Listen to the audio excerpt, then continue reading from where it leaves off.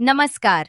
अगर आप इस कहानी को और भी ज्यादा डरावने और रोमांचक तरीके से अनुभव करना चाहते हैं, तो कृपया हेडफोन पहन लें और आराम से लेट जाएं। अपनी आंखें बंद करें और अपने दिमाग में खुद ही इस कहानी की दुनिया का निर्माण करें। हर आवाज, हर फुसफुसाहट और हर छाया को महसूस करें। जैसे जैसे आप सुनेंगे, आपकी कल्पना आपको इस घर के अंदर ले जाएगी, जहां अंधेरा, रहस्य और आत्माएं आपका इंतजार कर रही हैं।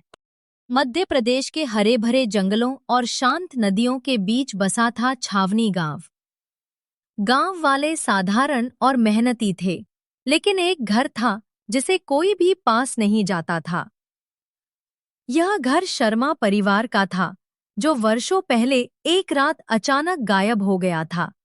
लोग कहते थे कि परिवार पर कोई शाप था, लेकिन कोई सच्चाई नहीं जानता था। घर टूटी खिड़कियों और चरमराती दरवाजों के साथ खड़ा था, जैसे पुरानी यादों का साइलेंट गवाह। राघव भोपाल का एक पत्रकार, भूत प्रेत की कहानियों का शौकीन था। उसने तय किया कि वह इस घर की कहानी अपने ब्लॉग के लिए कवर करेगा।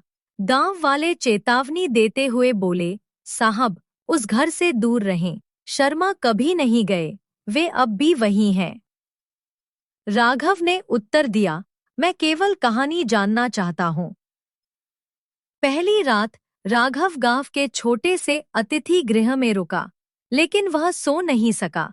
घर की तरफ से अजीब आवाजें आती रहीं, जैसे कोई धीरे धीरे उसके नाम पुकार रहा हो। राघव ने सोचा कि यह उसकी कल्पना है, लेकिन आवाजें बढ़ती गईं और उसकी नींद गायब हो गई। हर बार जब वह पलटा, उसे लग रहा था कि कोई उसकी ओर देख रहा है। तीसरे दिन राघव ने साहस कर घर का दरवाजा खोला। घर अंदर से ठंडा और भारी था। दीवारों पर पुराने शर्मा परिवार के चित्र थे, जिनकी आंखें हर तरफ उसका पीछा कर रही थीं।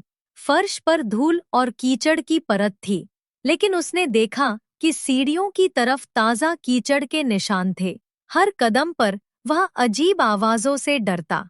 लगभग हर कमरे में धीमी फुसफुसाहटें और पुरानी लोरी की धुन गूंज रही थी। राघव ने देखा कि घर का पहला कमरा पुराने फर्नीचर और टूटी हुई झूमर से भरा था। कमरे की दीवारें भूतिया चित्रों और अजीब निशानों से ढकी थीं। उसने धीरे धीरे कमरे की ओर कदम बढ़ाए। अचानक उसे लगा कि किसी ने उसकी पीठ पर हाथ रखा है, लेकिन पीछे देखना तो दूर, उसे डर के मारे कदम रुक गए। रात को राघव घर में रुका। आधी रात को उसने धीरे धीरे लोरी सुनी। सू जा बेटा, अब मत रोना। आवाज सुनकर राघव अटारी की ओर बढ़ा। वहां उसने देखा एक छोटा बच्चा, हल्का सा छाया जैसा, झूल रहा था और गा रहा था। बच्चा बोला, मैं अनुज हूं, हम जा नहीं सकते।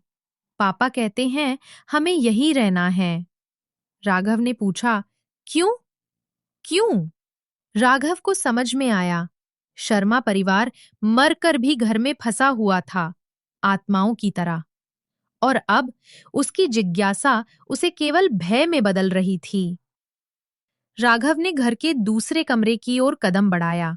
वहां उसने देखा कि फर्श पर पुराने खिलौने और टूटी हुई गाड़ियों के टुकड़े बिखरे हुए थे।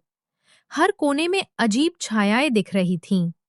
कमरे की दीवारों पर पुराने पत्र और फोटोग्राफ्स थे, जिनमें परिवार के सदस्य मुस्कुरा रहे थे, लेकिन उनकी आंखों में कुछ अजीब था, जैसे वे किसी रहस्य को छुपा रहे हों। अगले दिन राघव गांव के पुजारी से मिला। पुजारी ने बताया, 50 साल पहले शर्मा परिवार ने एक साधु को नाराज किया। साधु ने उन्हें शाप दिया कि वे अपने घर से कभी बाहर नहीं जा सकेंगे। कोई भी जो अंदर जाएगा, वो लौटकर नहीं आएगा। राघव अब समझ गया था कि वो केवल कहानी खोजने नहीं आया, बल्कि अब वह खुद भी उस शाप की गिरफ्त में था। राघव ने घर की तीसरी मंजिल पर कदम रखा। अटारी में पड़ी पुरानी किताबों की गंध और धूल उसके सांसों में घुल गई। उसने देखा कि दीवारों पर पुराने चित्र अजीब ढंग से हिल रहे थे। अचानक अनुज की लोरी जोर से गूंज उठी। सो जा बेटा, अब मत रोना। राघव ने महसूस किया कि वो घर में अकेला नहीं है। कमरे के कोने में किसी ने उसका पीछा किया। रात को घर पूरी तरह बदल गया। दरवाजे जोर जोर से बंद हुए, खिड़कियां हिलने लगीं। दीवारों से कई आवाजें एक साथ आ रही थीं। रोना, चिल्लाना, हंसना। हर छाया जैसे जीवित हो उठी थी। राघव बाहर जाने की कोशिश करता, लेकिन हर दरवाजा उसे फिर उसी अटारी में ले जाता। अनुज की लोरी अब चिल्लाने वाले मंत्र में बदल चुकी थी।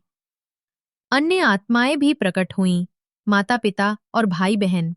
चुप, लेकिन उनकी आंखें आग से जल रही थीं।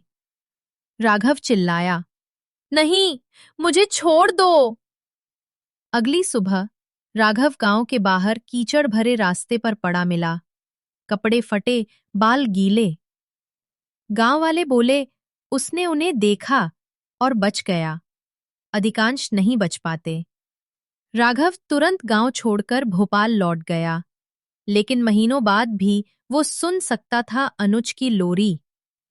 कभी-कभी हवा के झोंकों में वो छाया अभी भी उसका पीछा कर रही थी।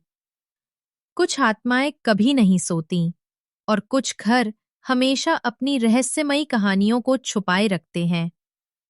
क्या आप अगली बार जब हवा के झोंके आपके कानों में आए, सच में सुन पाएंगे कि कोई आपके पीछे है? तो ये थी कहानी छावनी गांव का भूतिया घर।